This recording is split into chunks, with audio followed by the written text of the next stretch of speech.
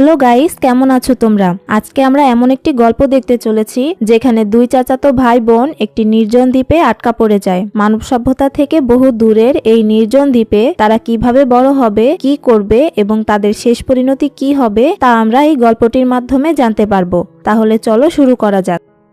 গল্পের শুরুতেই আমরা দুই চাচাতো ভাই বোনকে দেখতে পাই। ছেলেটার নাম রিচার্ড, যার বয়স 9 বছর, আর মেয়েটার নাম এমিলি, তার বয়স 7 বছর। কিছুদিন আগেই এমিলির বাবা মা মারা যায়। রিচার্ডের বাবা তাদের সঙ্গে করে সান ফ্রান্সিসকোর উদ্দেশ্যে রওনা হয়। এই দুই বাচ্চা খুব দুষ্টুমি করছিল, তাই রিচার্ডের বাবা তাদের বারণ করেন এমন না করতে। তো এভাবে কিছুদিন যাওয়ার পর হঠাৎ একদিন তাদের জাহাজ সামুদ্রিক কুয়াশার ভেতর ফেসে যায়। ঠিক তখনই হঠাৎ জাহাজে আগুন ধরে যায়। এই দেখে জাহাজের সবাই ভয় পেয়ে চারদিকে ছুটোছুটি শুরু করে। ধোয়ার জন্য কিছুই দেখা যাচ্ছিল না। রিচার্ডের বাবা আর সাথে কয়েকজন লোক তাদের প্রাণ বাঁচাতে একটা বোটে উঠে পড়ে। সেই জাহাজের কুকের নাম ছিল প্যাডি। সে রিচার্ড আর এমিলিকে একটা ছোট বোটে করে নিজের সাথে নিয়ে নেয়, কিন্তু ধোয়ার কারণে কিছুই দেখতে না পেয়ে সে তাদের নিয়ে জাহাজ থেকে আলাদা হয়ে অনেক দূরে চলে যায়। তারপর প্যাডি আর দুই বাচ্চা মাঝ সমুদ্রে ঘুরে বেড়াতে থাকে। তাদের আশেপাশে অনেক দূর অব্দি জাহাজের অংশবিশেষ ছাড়া আর কিছুই ছিল না। তারা ক্ষুধা আর পিপাসায় অনেক ক্লান্ত হয়ে ঘুমিয়ে পড়ে। তো পরের দিন সকালে প্যাডি আর দুই বাচ্চা দেখে সমুদ্রের স্রোত তাদের একটি দ্বীপে ভাসিয়ে নিয়ে এসেছে। এটা দেখে প্যাডি খুশি হয়ে যায় আর তাদের ছোট বোট নিয়ে সেই দ্বীপের উপর আসে। দ্বীপটা চারদিক থেকে সবুজ গাছপালা আর নারকেল গাছ দিয়ে ভরা ছিল। প্যাডি তখন পুরো দ্বীপটা ঘুরে দেখতে থাকে যে যদি কেউ থেকে থাকে তাহলে তার কাছে সাহায্য চাইতে পারবে, কিন্তু সে চারদিকে কাউকেই দেখতে পায় না। তার মানে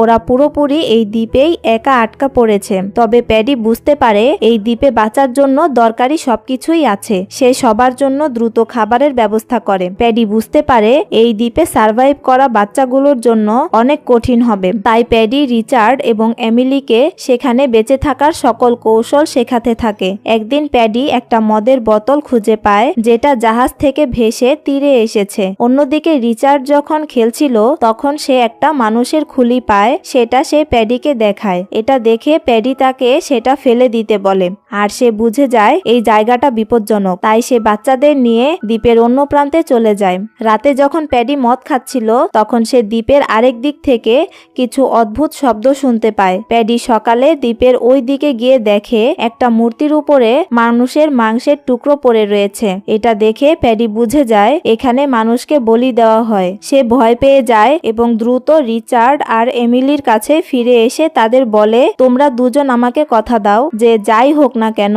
তোমরা দ্বীপের ওই দিকে কখনোই যাবে না। তোমাদের এটা মানতেই হবে। কিন্তু বাচ্চাদের মনে তখন থেকেই কৌতূহল জাগে যে প্যাডি আসলে কেন তাদের ওইদিকে যেতে মানা করছে।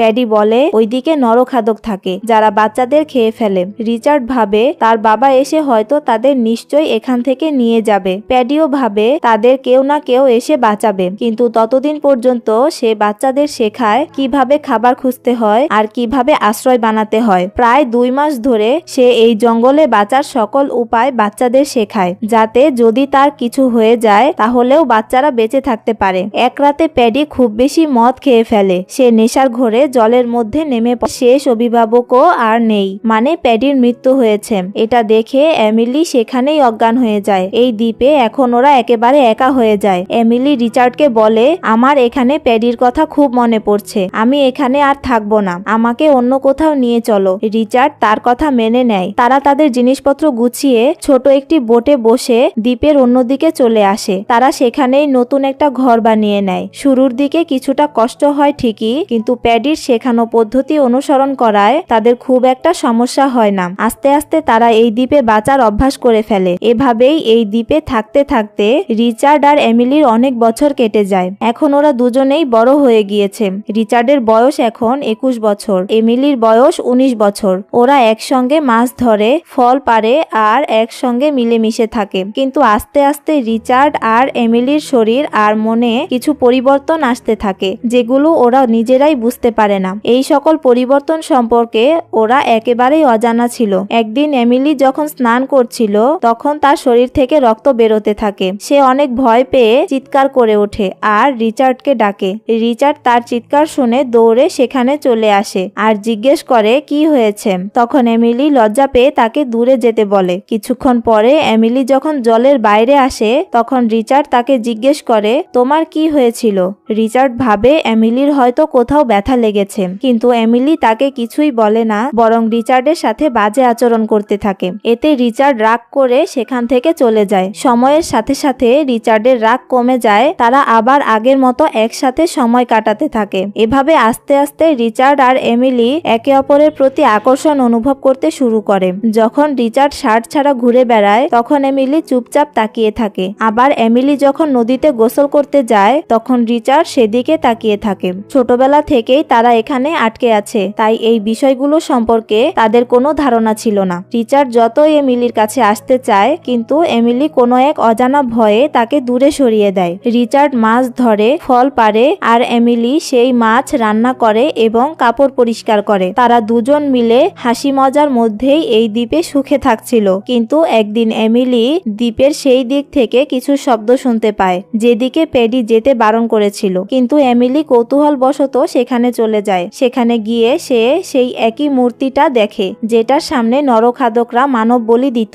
এমিলি দেখে মূর্তিটা থেকে রক্ত ঝরছিল। এতে সে ভয় পেয়ে দৌড়ে রিচার্ডের কাছে চলে যায়। সে রিচার্ডকে বলে আমি আইল্যান্ডের সেই দিকে গিয়েছিলাম যেদিকে প্যাডি আমাদের যেতে মানা করেছিল, আর ওখানে আমি একটা মূর্তি দেখেছি যা ভগবানের ছিল। প্যাডি আমাদের মিথ্যা বলেছিল, ওখানে কোনো নরখাদক নেই। এই কথা শুনে রিচার্ড খুব রেগে যায়। সে বলে আমরা প্যাডিকে কথা দিয়েছিলাম যে আমরা ওখানে যাব না, তুমি এখন থেকে আর কখনো ওদিকে যেও না। রাতে যখন এমিলি ঘুমিয়েছিল তখন সে একটা দুঃস্বপ্ন দেখে। সে দেখে রিচার্ড জলে ডুবে মারা যাচ্ছে। এমিলি ভয়ে ঘুম ভেঙে যায়। সে চোখের সামনে রিচার্ডকে দেখে তাকে জড়িয়ে ধরে।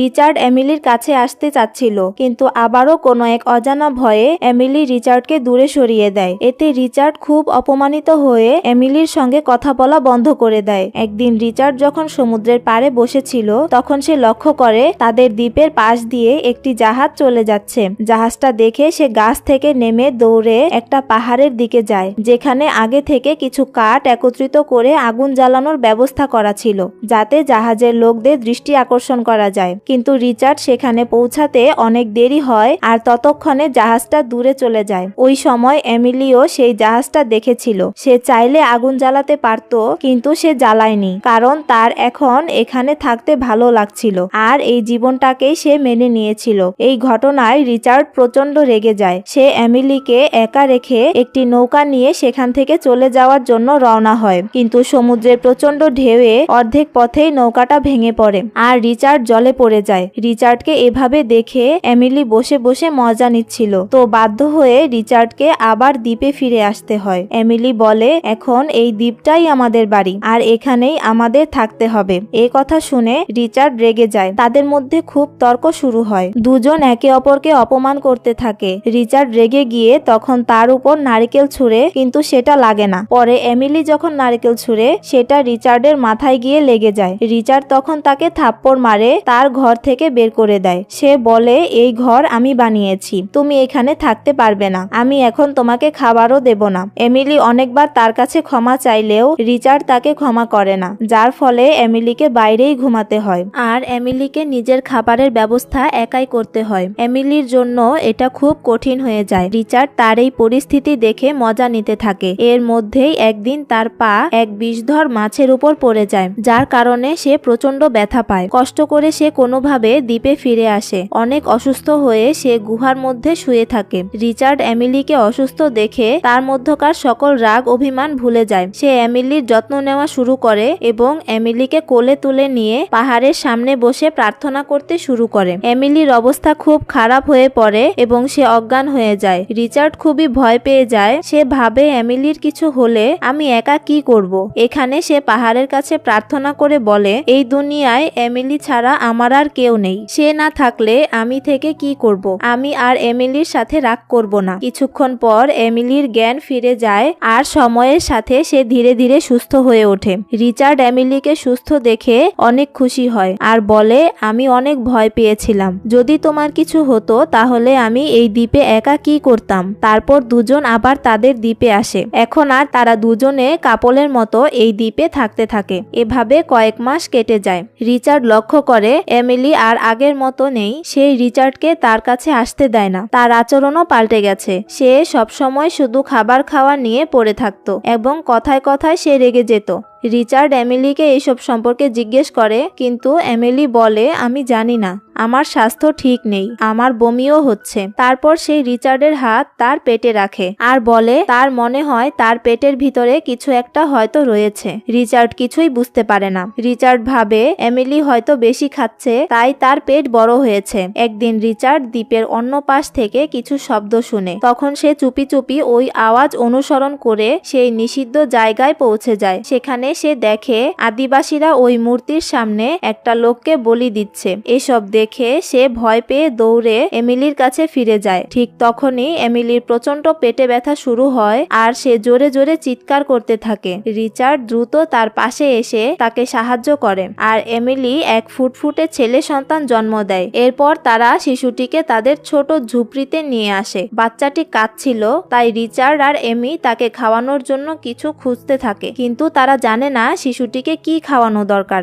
সময়ের সাথে সাথে তারা সবকিছু বুঝতে পারে এবং তারা নিজের ছোট বাচ্চার সাথে খুব আনন্দেই সময় কাটাচ্ছিল। একদিন রিচার্ড এমিলিকে বলে সে কিছু আদিবাসীকে বলি দিতে দেখেছে আর যদি তারা এখানে চলে আসে তাহলে তারা তাদেরও ক্ষতি করতে পারে। অন্যদিকে আমরা দেখি রিচার্ডের বাবা এখনো বেঁচে আছে। তিনি তার একমাত্র ছেলেকে ফিরে পাওয়ার জন্য এখনো চেষ্টা চালিয়ে যাচ্ছিল। এত বছর যাবৎ নিজের ছেলেকে খুঁজতে খুঁজতে তিনি অনেক ক্লান্ত, কিন্তু তবুও তিনি হাল ছাড়ে না। রিচার্ডের বাবা কিছু লোক নিয়ে একটি জাহাজে করে তাদের খুঁজতে খুঁজতে সেই দ্বীপে পৌঁছে যায়। তিনি দূর থেকে সমুদ্রের তীরে কাদা নিয়ে খেলতে থাকা রিচার্ড এবং এমিলিকে দেখতে পায়, কিন্তু বয়সের সাথে তাদের এত বেড়ে ওঠাতে রিচার্ডের বাবা তাদের চিনতে পারে না। রিচার্ড জাহাজটিকে দেখে প্রথমে তো অনেক খুশি হয়, কিন্তু পরে এমিলির কথা মনে পড়লে সে সিদ্ধান্ত নেয় তারা এখানেই থাকবে। আর রিচার্ডের বাবাও তাদের আদিবাসী মনে করে জাহাজ নিয়ে ফিরে চলে যান। এর বেশ কিছুদিন পর রিচার্ড এমিলি তাদের ছেলেকে বোটে করে দ্বীপের অন্যদিকে ফল পাড়ার জন্য নিয়ে যায়, যেখানে প্যাডি মারা যাওয়ার আগে তারা কয়েক মাস থেকেছিল। চারপাশের সবকিছু দেখে তারা তাদের ছোটবেলার কথা মনে করে। তারপর রিচার্ড ফল পাড়ার জন্য চলে যায় আর এমিলি তার ছেলে নিয়ে তীরে থাকে। এই সময় তাদের ছেলে খেলতে খেলতে বেশ কিছু বিষাক্ত বেরি ফল তুলে নিয়ে বোটে রেখে দেয়। এমিলি এটা দেখতে পায় না। তারা দুজনই রিচার্ডের অপেক্ষায় নৌকায় ফিরে যায়। এমিলির কিছু সময়ের জন্য চোখ বুজে যায়। চোখ খোলার পর সে দেখে নৌকা তীর থেকে কিছুটা দূরে চলে গেছে। হঠাৎ তার ছেলে একটা বৈঠা পানিতে ফেলে দেয়। এমি বৈঠাটি নিতে অনেক চেষ্টা করে, কিন্তু সে পারে না। সে চিৎকার করে রিচার্ডকে ডাকে আর রিচার্ড সাঁতার কেটে তাদের দিকে আসতে থাকে, কিন্তু এমিলি তখন দেখতে পায় রিচার্ডের পেছনের একটি হাঙর মাছ ধাওয়া করছে। রিচার্ড বৈঠা না নিয়েই দ্রুত নৌকার দিকে যায়। এমিলি তাকে বাঁচাতে অন্য বৈঠা পানিতে ছুঁড়ে মারে। এতে রিচার্ড নৌকায় ওঠার সুযোগ পেয়ে যায়, কিন্তু তাদের কাছে এখন আর কোনো বৈঠা নেই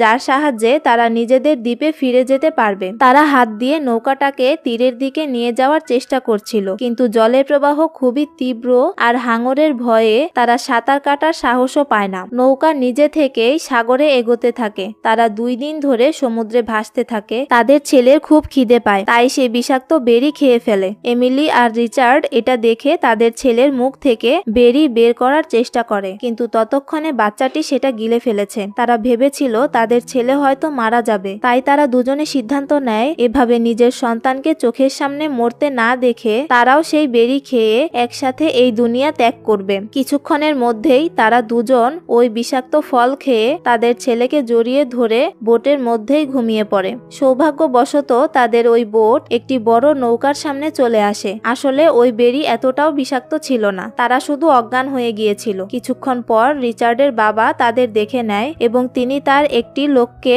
ওই বোটটি দেখতে পাঠান। তারপর রিচার্ডের বাবা ও তার লোকজন ছোট নৌকায় চড়ে তাদের দেখতে আসে। তিনি রিচার্ড, এমিলি ও তাদের ছেলেকে অজ্ঞান অবস্থায় দেখতে পান। রিচার্ডের বাবা তার লোকটিকে জিজ্ঞেস করে, এরা কি মারা গিয়েছে? সে বলে, না স্যার, তারা ঘুমাচ্ছে।